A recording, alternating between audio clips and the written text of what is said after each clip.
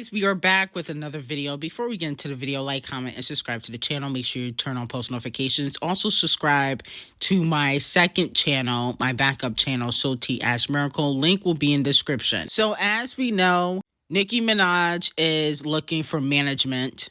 As we discussed before, Billboard and Variety both reported that Nicki Minaj was in negotiations with a few management companies, but she hasn't decided which one she will partner with yet. And she recently took a meeting with Range Media.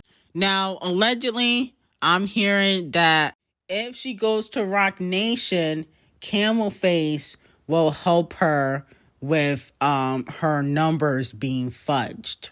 And, help her, mend certain relationships with executives, like the people at the Scammies, which she has good relationships with, if she goes over to Roc Nation. Now, if you guys remember, I did a video a few days ago in regards to the Super Freaky Girl music video numbers being stuck. It's been at 35, 34 mil, and they keep taking views away.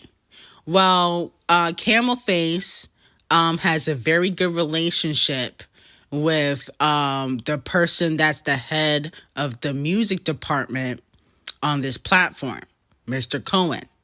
Okay?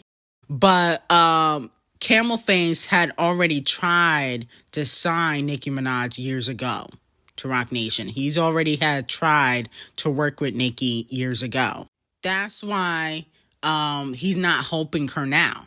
Okay? See, anybody that he signs, he tries to help them in legal ways, like he did with Meek Mill and Megan Thee Stallion. They use his lawyers at Roc Nation. So it would be beneficial in that aspect, but also Camel Face can't really be trusted. Roc Nation is notorious for shelving artists, just like RCA, the colorist. I mean, J. Cole hasn't gotten help in years. They technically, in my opinion, ruined Meek Mill's career. No shade.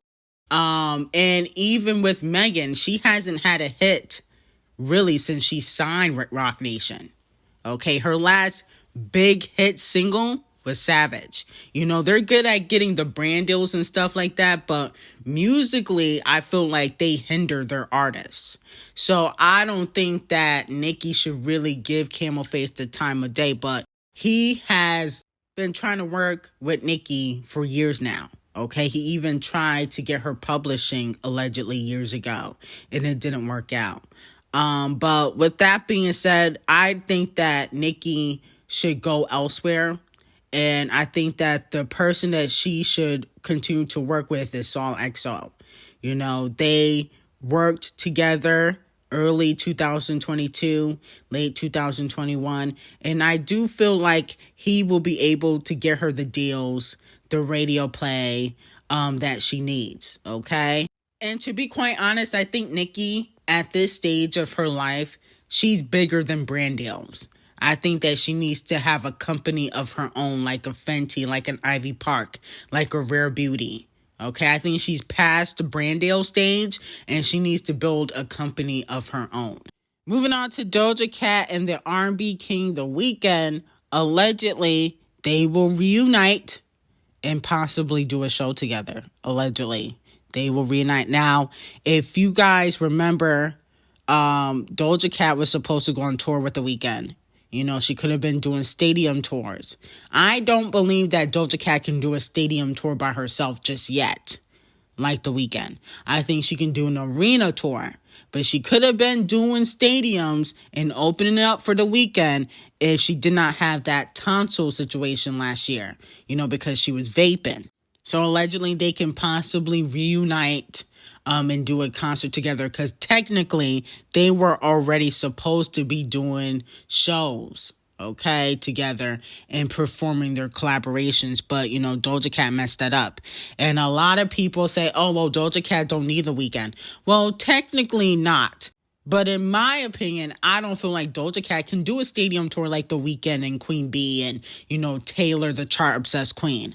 I think she can do an arena tour by herself, but a stadium tour, I think she's going to need another headliner that is big And, it would have to be The Weeknd or Ariana Grande or a Nicki Minaj. It couldn't be a smaller artist. It would have to be an artist that has a lot of fans. And, a lot of their fans like Doja. So it only makes sense.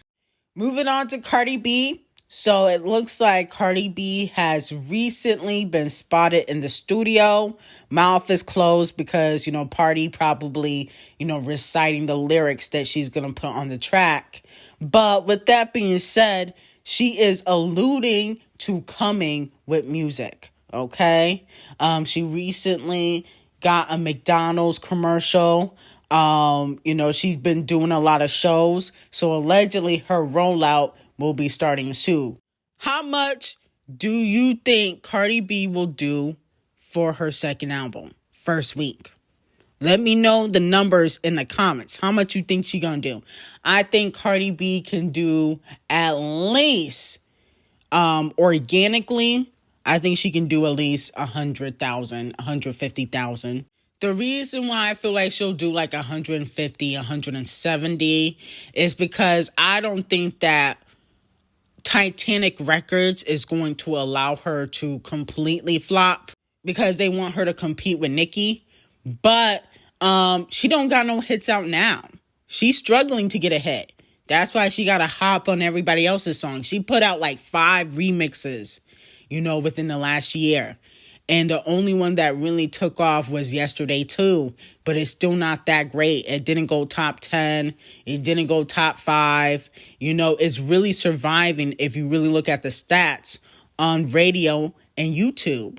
Okay? That's how it's surviving on the charts. Radio play and YouTube. Nobody really checking for the song.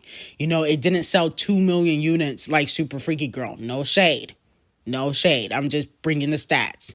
It wasn't the highest in pure sales. It's surviving based on radio play and YouTube views. So with that being said, I think that Cardi can at least do 150,000 first week.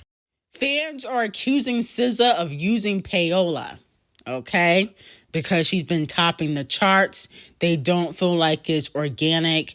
She's doing better numbers album-wise than Taylor, the chart-obsessed queen.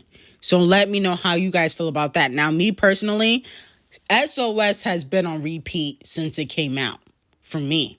Okay? I just been listening to that album nonstop. So I know I'm giving SZA some streams. Okay? SOS has been on constant repeat.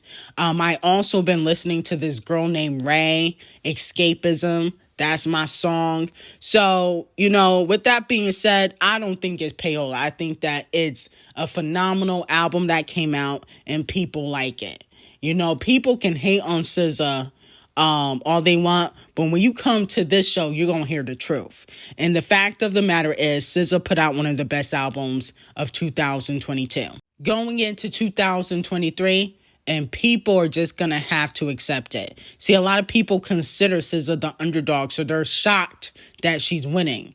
But don't be shocked. Be happy that she's winning. SZA's been through a lot with RCA the colorist, and she's still going through it. People should want to see her win. Moving on to Rihanna. So allegedly, Rihanna and Tems will be working together in the future a little bit more because Tems is a good writer. Would you guys be here for it? I also think that Rihanna should link back up with SZA. She planning to drop some more music. She was giving her attitude at the Met Gala a few years ago. But with that being said, SZA is a phenomenal writer. And I think she needs to help a lot of these artists. And she has already written for Rihanna. Okay, consideration. So I think that they could definitely make some magic together. And I think that Rihanna, she just needs the right song. Lift Me Down wasn't the best song to put out, but, she can come back in 2023 and come back harder. Okay, so Purdue Chicken, she put out Flowers, yesterday. And I'll be honest with you, I like Midnight Sky a little bit better than this single. No shade. Reason being is because, one, the music video was a little bit cheap. Her dancing around a mansion with no bra on. That's giving a lot of 2015 vibes. I want to see growth when I see an artist, and the music video was definitely, a little bit cheap. The lyrics were kind of redundant, in my opinion. I just wasn't impressed. So to me, I don't really think that this was the song to pick for a comeback. It was okay. Nothing spectacular, in my opinion. Latto says she is the best freestyler. Okay? So Latto recently posted on her Instagram all the freestyles that she has done. And she wrote, y'all must have forgotten. Okay? Because people were questioning her pen game, ever since, those reference tracks leaked. And then people are also saying, well, she's not the best freestyler. So she posted all her freestyles that she has done, well, at least 3 or 4 of them. And, she's trying to make people remember that she really do this rap shit. Now, in my opinion, I think Latto is an okay artist. I do feel like she's boring. And I feel like if she didn't get the BBL and if she wasn't light-skinned, she wouldn't be as big as she is now. And she hasn't even really reached her full potential. I don't think she would have gotten the opportunity to work with Dr. Puke or got a Grammy nomination if she didn't look how she looked. Okay, no shade. But let me know how you guys feel about it. We got a new video exclusively on Patreon. Link will be in the description. I will see you guys in the next video.